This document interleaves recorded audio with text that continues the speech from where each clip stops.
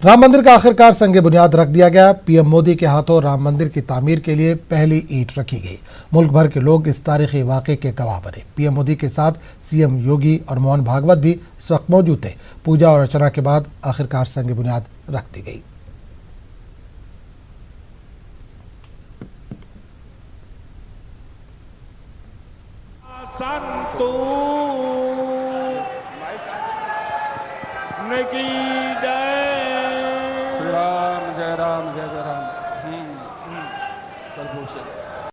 यह मंदिर दुनिया में भारत की यश और कीर्ति का प्रतीक भी बनेगा।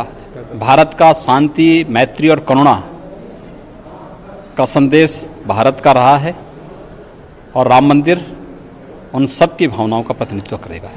मुझे विश्वास है कि श्री राम के नाम की तरह ही अयोध्या में बनने वाला भव्य राम मंदिर भारतीय संस्कृति की समृद्ध विरासत का द्योतक होगा। मुझे विश्वास है कि यहां निर्मित होने वाला राम मंदिर अनंत काल तक पूरी मानवता को प्रेरणा देगा। इसलिए हमें ये भी सुनिश्चित करना है कि भगवान श्री राम का संदेश, राम मंदिर का संदेश, हमारी हजारों सालों की परंपरा का संदेश कैसे पूरे विश्व तक निरंतर पहुंचे, कैसे हमारे ज्ञान, हमारी जीवन दृष्टि से विश्व परिचित हो, ये हमारी वर्तमान और हमारी भावी पीढ़ियों की विशेष जिम्मेदारी है। एमआईएम सदर असदुद्दीन अवैसी ने पीएम मोदी पर निशाना साधा और उनसे कई सवाल पूछे। असद अवैसी ने कांग्रेस को भी तनकीद का निशाना बनाया। असद अवैसी ने कहा कि आज से हिंदू राष्ट्र की बुनियाद रख दी गई है और आरएसएस की ये कोशिश अब हुकूमत के जरिए के जेर साया अंजाम पाने की जानिब गामजन रहेगी। प्राइम मिनिस्टर ने अपने भाषण में कहा कि देश बड़ा इमोशनल है। यकीनन प्रधानमंत्री नरेंद्र मोदी, असदुद्दीन ओवैसी भी बड़ा इमोशनल है। मैं इसलिए इमोशनल हूं क्योंकि मैं को एग्जिस्टेंस को मानता हूं। मैं इसलिए इमोशनल हूं क्योंकि मैं इक्वालिटी ऑफ सिटीजनशिप को मानता हूं। मैं इसलिए इमोशनल हूं कि 450 साल जिस जगह पर मस्जिद थी, जहां पर मुसलमानों ने नमाजें पढ़ी 22 दिसंबर 1949 तक, मैं इसलिए भी इमोशनल हूं कि आप ही की पार्टी के लोगों ने सुप्रीम कोर्ट को झूठ बोलकर बीजेपी और संघ परिवार के लोगों ने 6 दिसंबर 1992 को बाबरी मस्जिद को शहीद किया। मैं इसलिए भी इमोशनल हूं प्रधानमंत्री जी क्योंकि जिस जगह पर आपने भूमि पूजन में हिस्सा लेकर हिंदू राष्ट्र की बुनियाद का आगाज किया, उसके अतराफ, तीनों अतराफ मुसलमानों का कब्रिस्तान था, जहां पर मुसलमान बुजुर्गों की खबरें भी थी। इसलिए भी हम इमोशनल हैं। मगर आप देश के प्रधानमंत्री हैं, आपको ये बात समझने की जरूरत है कि देश का सिंबल ना कोई मंदिर हो सकता है, ना कोई मस्जिद हो सकती है। देश का सिंबल ना मस्जिद हो सकती है, ना मंदिर हो सकती है, ना कोई रिलीजियस प्लेस इस देश का सिंबल नहीं हो सकता। वो सिंबल हो सकता है किसी एक मजहब के लिए, किसी एक कल्चर के लिए, मगर वो इंडिया का सिंबल नहीं हो सकता। और आरएसएस के चीफ का वहां पर मौजूद रहना और उनका तकरीर में यह कहना कि आज का दिन एक न्यू इंडिया बनाया जा रहा है। कौन सा न्यू इंडिया बनाने की बात कर रहे मोहन भागवत? कौन सा न्यू इंडिया बनाने की बात कर रहे? वो न्यू इंडिया बनाने की बात कर रहे जो हिंदू राष्ट्र होगा, जहां पर माइनॉरिटीज को, खास तौर से मुसलमानों को सेकंड क्लास सिटीजन बनाया जाएगा और मुसलमानों की जिंदगी और मौत का फैसला अक्सरियती तबके के गुडविल पर होगा। कौन से ब्रदरहुड की बात कर रहे हैं? आप लोगों ने मस्जिद को शहीद किया था, नहीं किया था? क्या अडवाणी, मुरली मनोहर जोशी, उमा भारती आज बैठी थी? उमा भारती वहां पर चले गई आज, जो एक्यूज है बाबरी मस्जिद डिमोलिशन की। तो क्या बोल रहे हैं देश को आप? हम ये बात बोलते रहेंगे, हम अपनी नस्लों को सिखाएंगे कि जिस जगह पर बाबरी मस्जिद थी उस जगह पर बाबरी मस्जिद है। जिस वंस अ मस्जिद ऑलवेज अ मस्जिद हम कहते रहेंगे। आप किसी की बात कह रहे हो, बेवाओं की फरियाद, अगर बेवाओं की फरियाद है तो सही, कोई बात नहीं, मगर याद रखो ये इंसाफ की फरियाद भी है, ये संविधान को बचाने की फरियाद है, ये देश की रूह को बचाने की फरियाद है। मुल्क के मुकामात से जिसमें बहुत से मजहब के लोग हैं, खास तौर से दलित और मुसलमान हैं, जो आज भी इस मुल्क के सेकुलरिज्म पर यकीन रखते हैं, वो मुझको फोन करके कह रहे कि साहब हम बड़े मायूस हैं, हम बड़े अपने आप को अकेला महसूस करते हैं। मैं उन तमाम से कहना चाह रहा हूं कि आपको हरगिज मायूस होने की जरूरत नहीं है, आपको हरगिज अकेला महसूस होने की जरूरत नहीं है। ये हुकूमत है जिसके प्रधानमंत्री नरेंद्र मोदी हैं, वो सेकुलरिज्म को खत्म करके हिंदू राष्ट्र की को कायम करना चाहते हैं, मगर हमको नाउम्मीद होने की जरूरत नहीं है। मुझे यकीन है कि आज भी हमारे मुल्क इंडिया में ऐसे करोड़ों हमारे हिंदू भाई हैं जो हिंदुत्व की आइडियोलॉजी को नहीं मानते और कभी नहीं मानेंगे। मुझे यकीन है कि हम और वो और दलित हमारे भाई जो कभी नहीं मानते हिंदुत्व की आइडियोलॉजी को, ये वक्त जमहूरी तरीके से हिंदू राष्ट्र के रास्ते को जो क़याम किया जा रहा है, उसको एस्टैब्लिश किया जा रहा है, उसको डेमोक्रेटिक तरीके से रोकने की जरूरत है। मैं इंडिया के हमारे इंडियन मुस्लिम से भी कहना चाह रहा हूं कि हरगिज मायूस होने की जरूरत नहीं है। हस्बुनल्लाह व निअमल वकील, आपको हरगिज मायूस होने की जरूरत नहीं है। राम मंदिर भूमि पूजन के मौके पर हिंदू महासभा दफ्तर में हवन और जश्न का एहतमाम किया गया, लेकिन भूमि पूजन के मौके पर हिंदू महासभा के किसी नुमाइंदे को दावत न दिए जाने पर इन लोगों ने अफसोस का इजहार किया। हिंदू महासभा ने कहा कि मुसलमानों को 5 एकड़ जमीन मिली है, वो भी आलीशान मंदिर तामीर करें। हिंदू महासभा ना होती तो शायद राम मंदिर की विवाद की स्थिति या मंदिर के बनने की शुरुआत भी ना होती। और आज उस जगह हिंदू महासभा का नाम लेने से भी आपको गुरेज है। चलिए यहाँ तो आपकी बन गई, और मस्जिद जो बन रही है उसमें मुस्लिम राष्ट्रीय मंच की कमेटी बन गई, तो उसमें जिन्होंने कुर्बानी दी उस मस्जिद के लिए उनका भी नाम नहीं है। बहुत बढ़िया बात है, बहुत अच्छा खुशी का दिन है, मस्जिद भी बने मंदिर भी बने, पर इस राजनीति को इन चीज़ों से दूर रखना चाहिए। सुप्रीम कोर्ट ने, माननीय न्यायालय ने भगवान श्री राम का मंदिर बनाने की अनुमति हम हिंदुओं को दी है, तो उसके साथ साथ 5 एकड़ भूमि भी मुस्लिमों को मिली इसमें मस्जिद बनाने की बात है, तो वो भी स्वतंत्र हैं, वो भी अपना बड़ा धूमधाम से मस्जिद बनाएं, हमें कोई दिक्कत नहीं है। बस हमारा तो एक ही सपना है कि हमारा भारत राष्ट्र संपूर्ण रूप से हिंदू राष्ट्र घोषित हो। यहाँ हिंदू रहे, मुसलमान रहे, सिख रहे, ईसाई रहे, हमें किसी से कोई फर्क नहीं पड़ता है। बस हमारा ये कहना, सभी के लिए एक कानून होना चाहिए। यौम आज़ादी और भूमि पूजन के मद्देनजर कानपुर में 3 दिन पहले से ही हाई अलर्ट किया गया था, लेकिन कल से चेकिंग बढ़ा दी गई और जगह जगह चेक पोस्ट कायम किए गए।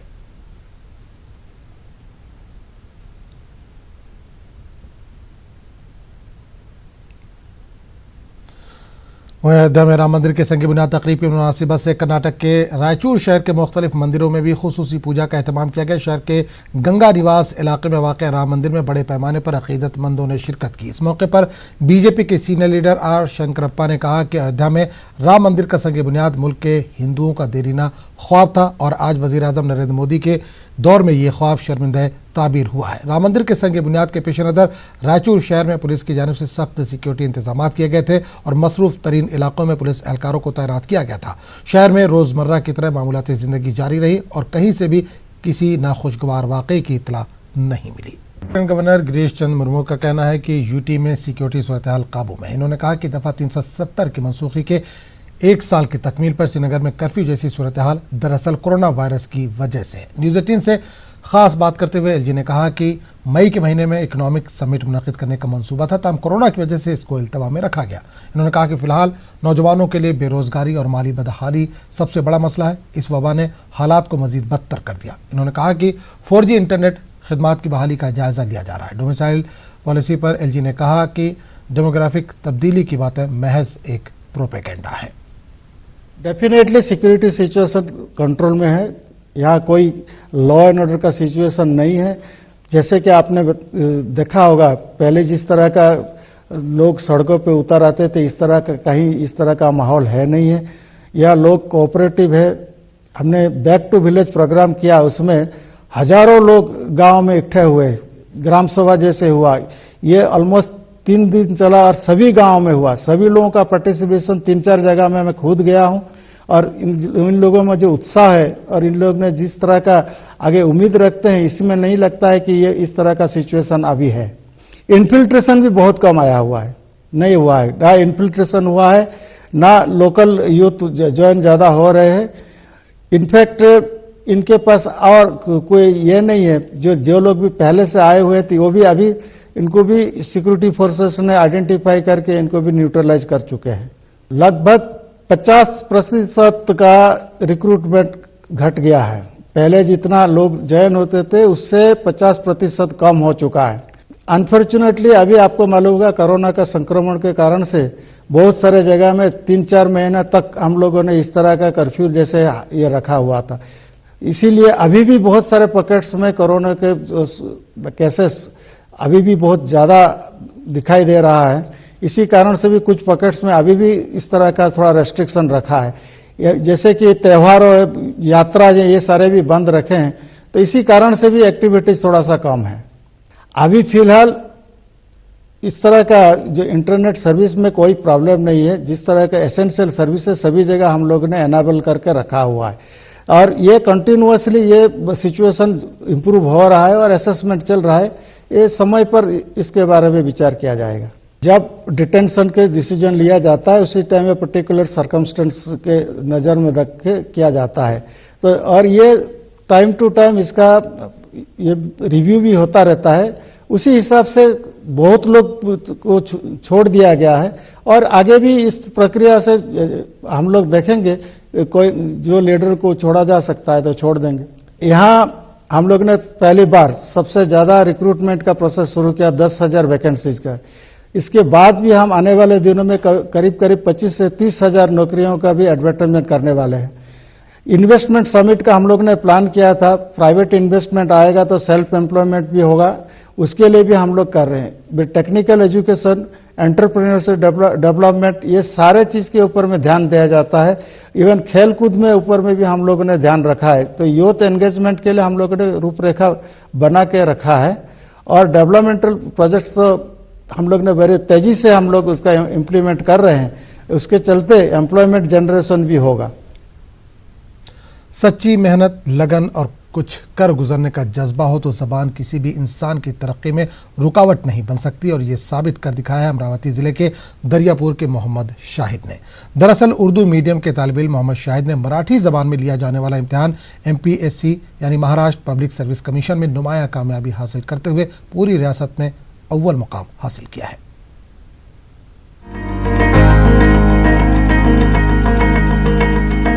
कहते हैं ख्वाब वो नहीं होते जो आपको सोते हुए दिखाई दें, बल्कि ख्वाब तो वो होते हैं जो आपको सोने ही ना दें। ऐसे ही रातों को जागकर अपने ख्वाबों को शर्मिंदा ताबीर किया है अमरावती जिले के दरियापुर के मोहम्मद शाहिद ने। हालिया दिनों महाराष्ट्र पब्लिक सर्विस कमीशन यानी MPSC के नताइज का ऐलान किया गया, जिसमें मोहम्मद शाहिद मोहम्मद अयूब ने रियासत में अव्वल मुकाम हासिल करके नई तारीख रकम कर डाली। मुतवस्सित घराने से ताल्लुक रखने वाले मोहम्मद शाहिद उर्दू मीडियम के तालिब इल्म होने के बावजूद मराठी जबान में लिए जाने वाले इस इम्तिहान में नुमाया कारकर्दगी का मुजाहरा करते हुए पूरे महाराष्ट्र में अव्वल मुकाम हासिल किया।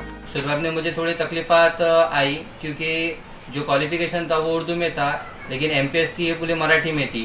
तो शुरुआत में मैं सिर्फ क्लास में जाके बैठता था, वहाँ पर सिर्फ उनके जो पढ़ाते थे वहाँ के सर, वो सर क्या पढ़ा रहे हैं उस पर मैं सिर्फ ध्यान देता था और जो वो वर्ड बोल रहे हैं, वो जो अल्फाज बोल रहे हैं उस पर ध्यान देता था। जो अब सिर्फ मैं क्लास में रोज जा जाके बैठता था और उनका जो कहना था वो सुनता था, बाकी कुछ नहीं करता था। अपनी लगन, मेहनत और ज़हानत की बदौलत शायद इससे कबल भी मराठी जबान में लिए जाने वाले कई इम्तिहानात में शानदार कामयाबी हासिल कर चुके हैं। ताहम शाहिद की इस कामयाबी पर इनके अहले खाना और अजीज़ो अकारिब में खुशी की लहर दौड़ गई है। अल्लाह ने हमको बहुत खुशी दी और हमारा बच्चा गरीबी में था, लेकिन वो गरीबी में से अल्लाह ने ऊपर उसको उठा दिया।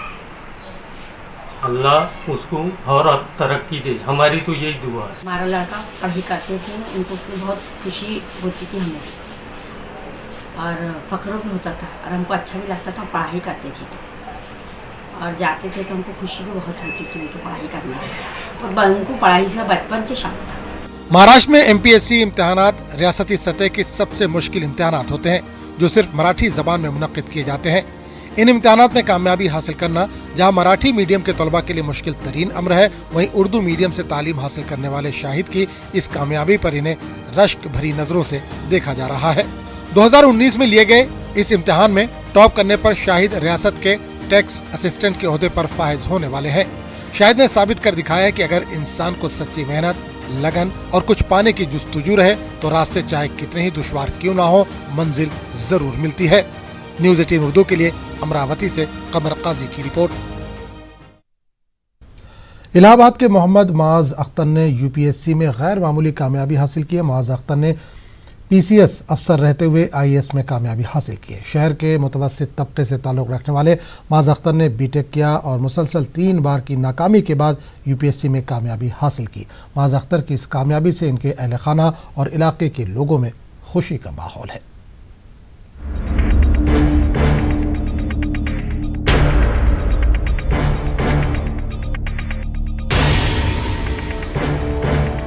इलाहाबाद के मोहम्मद माज अख्तर ने अपनी कामयाबी के झंडे सन 2015 में ही गाड़ दिए थे, जब कम उम्र के होने के बावजूद उन्होंने UP PCS में कामयाबी हासिल की थी। PCS में कामयाबी हासिल करने के बाद माज अख्तर की तकर्रुरी इलाहाबाद हाई कोर्ट में रिव्यू अफसर के ओहदे पर की गई थी, लेकिन माज अख्तर का ख्वाब तो IAS अफसर बनने का था। IAS के फाइनल इम्तिहान में 3 बार की नाकामियों के बाद आखिरकार इस बार उनको अपनी मंजिल मिल ही गई। 2014 वाज माय फर्स्ट अटेम्प्ट। उसके लगातार मैंने मीन्स लिखा है IAS का, बीच में PCS में 2015 के PCS में सिलेक्शन भी हुआ। उसके बाद भी मैं कंटिन्यू करता रहा IAS की तैयारी।